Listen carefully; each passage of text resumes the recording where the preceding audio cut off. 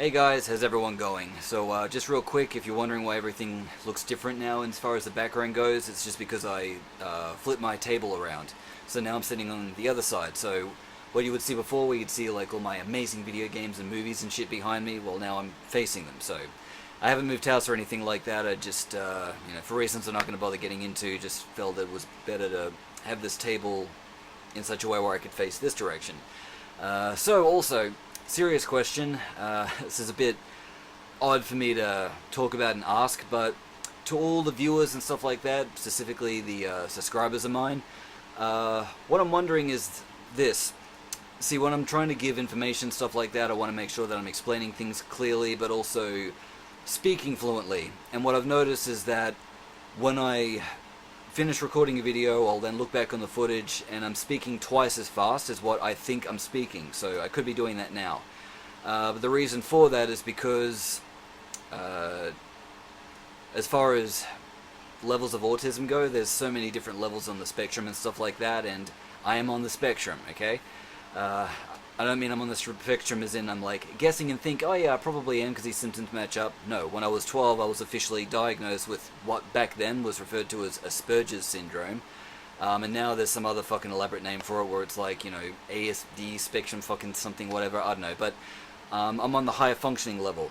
And so the way it works, without going into too much detail about it with, all the whole technical mumbo jumbo and stuff like that, is that there's people that are low functioning and there's other people that are high functioning, and they could be like on the same level, but one's one extreme and the other one's the other. So I'm quite high as far as the way that I function. However, I'm quite borderline, sort of a little bit OCD in a sense. I'm not diagnosed with OCD. I don't even have OCD. I just have OCD like traits. So when I'm discussing something or talking about something, what I'll do is I'll like my mindset is kind of like on that little on that track, and I don't really want to derail until I've finished about talking about that thing, and then I can talk about other things. Sometimes I'll run off on tangents, but I'm the one that's, it's not really me derailing. Derailing implies that the train comes entirely off the tracks. Me, this is just someone changing the tracks. So I'm going off on a little bit of a tangent, then someone changes those tracks back, then I'm back on the main track that I wanted to be on. And so the reason why I talk fast is because I think, honestly, about 5 times faster than I'm physically capable of speaking. And so in my head, I'm speaking, I guess like the way normal people speak as far as, the pacing goes. But when I'm really into something and passionately talking about, something I'm really into, then I ramble on and I can speak at about 1,000,000 miles a minute. And that only becomes apparent to me when I'm watching footage back, when I'm, about to upload this stuff and I've got to crop out certain things and edit, this and that. And so, basically what I'm asking is, do I need to slow down my speech? Because I'll work on it if I need to do that, but anyway, if you guys think that the rate that I speak is fine, well then, no problem, I'll just continue as normal. But again, I do want to make sure that I get the information out as accurately as possible, and if I'm talking really quickly, sometimes I even notice that if there's like a word with 4 syllables in it, I'll just skip a syllable sometimes and not even realize that I'm doing it. So it's just one of those things when your brain is running at 1,000,000 miles an hour. Anyway, certain trauma I was exposed to in the past and that I've experienced doesn't help either in terms of the brain slowing down. It's constantly active.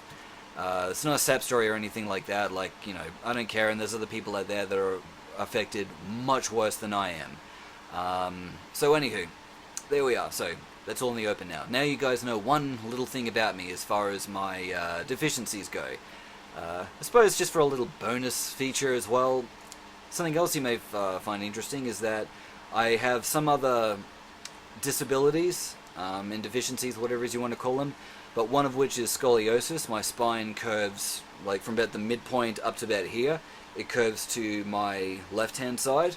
It's not a very severe case of scoliosis, and it's only started to affect me in the last 5 years, but prior to that I was pretty good. But as you get older, the body can't take as much strain or abuse. And so now when I'm walking around, if I got to carry something like 10 kilos of shit on my back and I'm marching for like an hour or two, then I really start to feel it, and I've got to, lie down. Like, just In a chair like this, I could be slouching, leaning back, doing my thing, looking like a homeboy.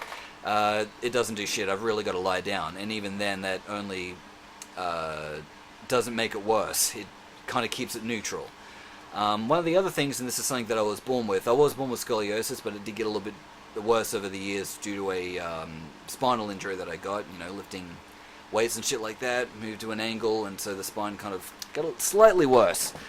The other thing is a deformity, or I don't know if it's a deformity or a deficiency, whatever you call it, but anyway, it's a genetic fuck-up. And it's in my arms.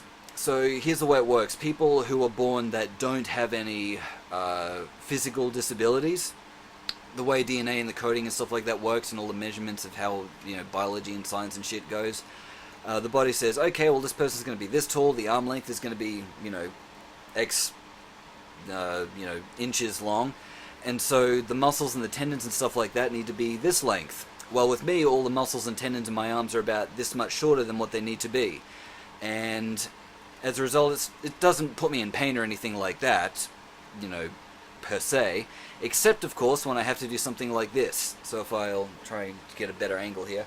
Okay, so most people are able to extend their arm out fully and then put the palm of their hand up like this. It's meant to go up like 90 degrees. I can't do that with an outstretched arm. It really hurts. For anyone else, if you want to know what this feels like, well, just do this, but rather than putting because I can't do it, I got to use my other hand, but rather than it being directly at 90 degrees, just try and move it back until you're in a lot of pain. That's what it feels like for me. It just pulls and tears all these, the muscles and the tendons in my arm. And so, I'll try doing it now, and, fuck, this really hurts. Okay, so, right there I'm in pain, right under here I'm in pain, and no matter what I do, it's, I'm trying to, like I said, I'm trying to stretch my fingers and put it up, but yeah, I can't do that at all. So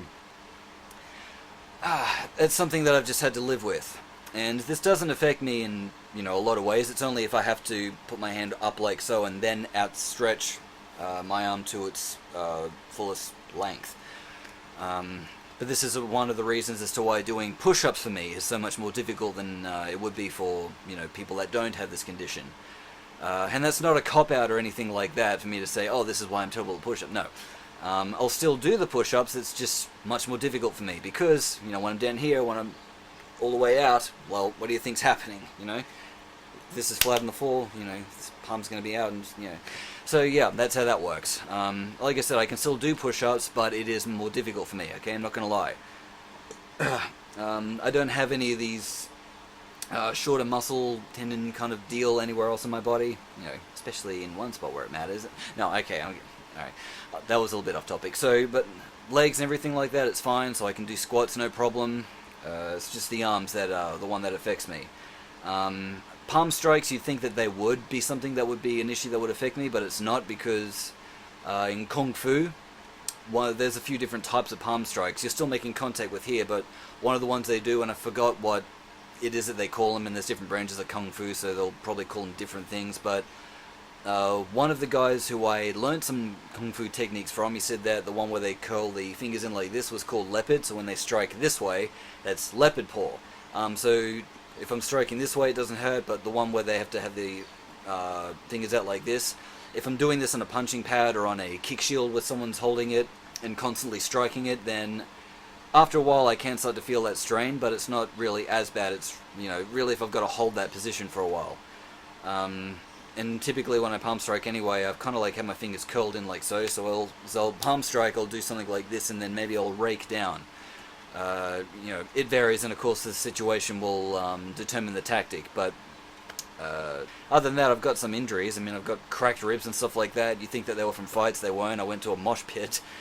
Sorry, I was in a mosh pit. I meant to say I was in a metal concert. I went to see Arch Enemy at this theatre at Brisbane. It's this outdoor stage, and they've got this huge rail bar, and it comes up right there to where my floating ribs are, and I was all the way at the front, so when there's 200 people behind you pushing one direction, I don't care how big or strong you are, you're going to go the direction that they're moving. And of course, at the time I only weighed something like, 66 kilos, I'm 70 now, but, so, by traditional standards for someone my height, 6 foot, I didn't have much of a choice where to go. I'm going where they're going, and so the rail just dug right in my ribs, and I'm trying to like rock out and stuff. I'm like, oh, I can't breathe. Next thing, you know, the music's so loud I couldn't even hear the crack, but you feel the crack.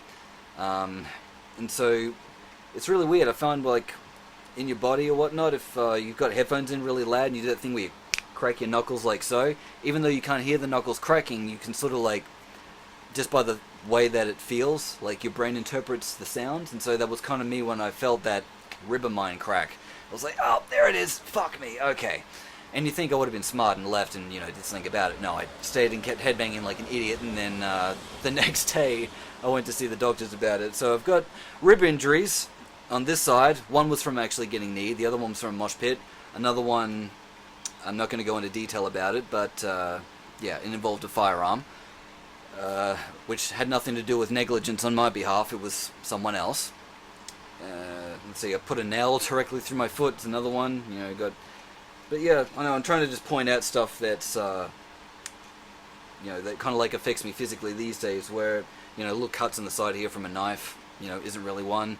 You know, one of my crazy exes, years ago, she had a knife to my throat, so I took it from her. But I remember, like, she had the knife and the blade was facing this way, and all I remember was taking the blade and moving it in this direction, and I never once remember the knife crossing this side of my body. But it must have happened, because up here on the bicep I've got this scar from where the knife cut me, and I'm like, okay, well obviously it did cross this side, but, you know, when the adrenaline's rushing a million miles an hour and all you're trying to do is get the knife off a fucking psychopath, then,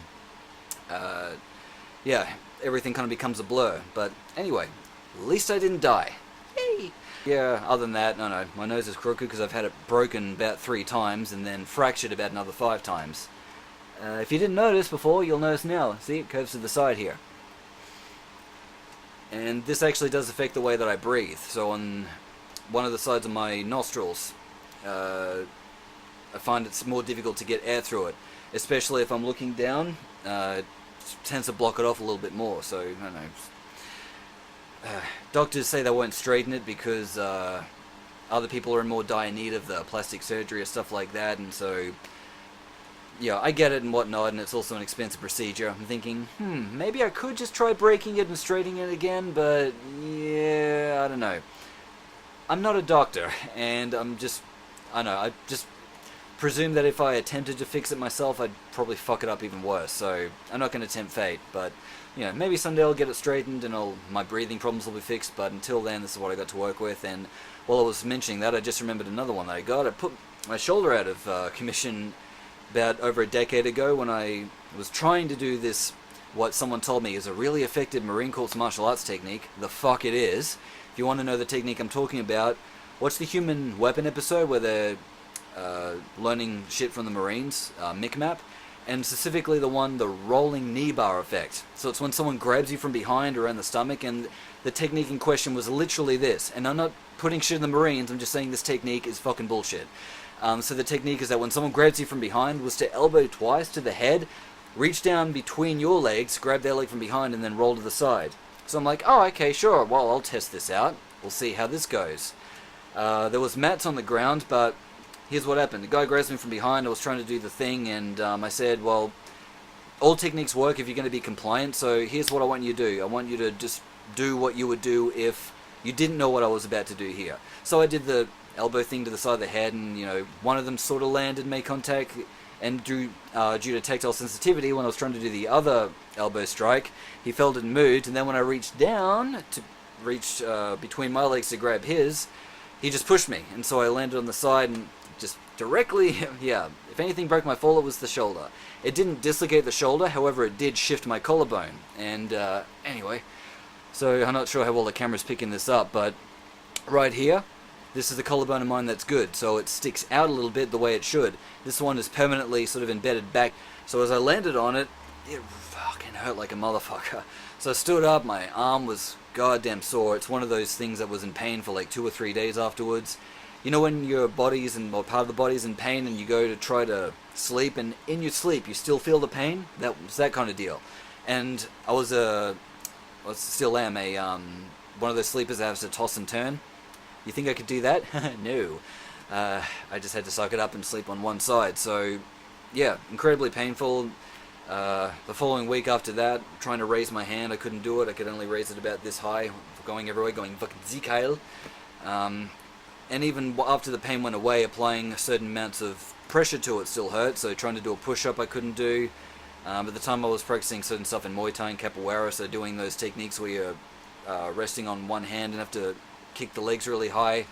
That was out of the question as well if I had to use this arm, so yeah, it was really fucked up. About 3.5 months is what it took for it to properly heal. I did go to the doctors and stuff like that, and they said there's nothing they could really do about it. I just had to wait for it to heal. And their test was that if I could move my arm around still, then, you know, I just had to wait for the pain to go away. But it still clicks a lot if I move my hand out like this, and anyway, if I just slightly tighten the muscles and move, my bed's beside me, so I can't move my hand the right way. But anyway, but if I'm doing this sort of motion like that, you feel it click all the way in where the joint is of the shoulder.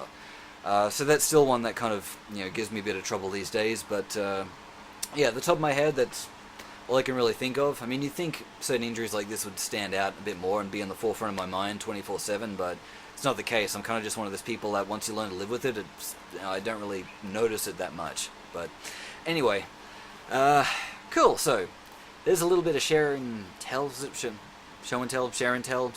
So, anyway, that's some information about me. So, all right. Thanks for tuning in. Get back to me on that question if you need me to change it up and do things differently as far as the way that I, you know, talk or deliver information, or if I need to explain certain things a bit more thoroughly. Other than that, don't give me any kind of feedback about how I need to do like all these different presentations with lighting and stuff like that. Okay, fuck that. I'm doing this for people that want to show up for the information, not this amazing presentation. Okay, and just because you can present something in a really amazing way with special effects and stuff like that doesn't mean you know a fucking thing about what you're talking about, alright? I'm not saying other people that have better quality videos than me, like, don't know as much as me. I'm not saying that at all.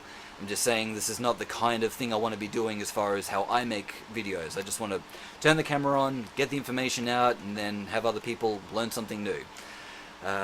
Okay, I'm done rambling now. So, thanks for tuning in, guys. Stay safe.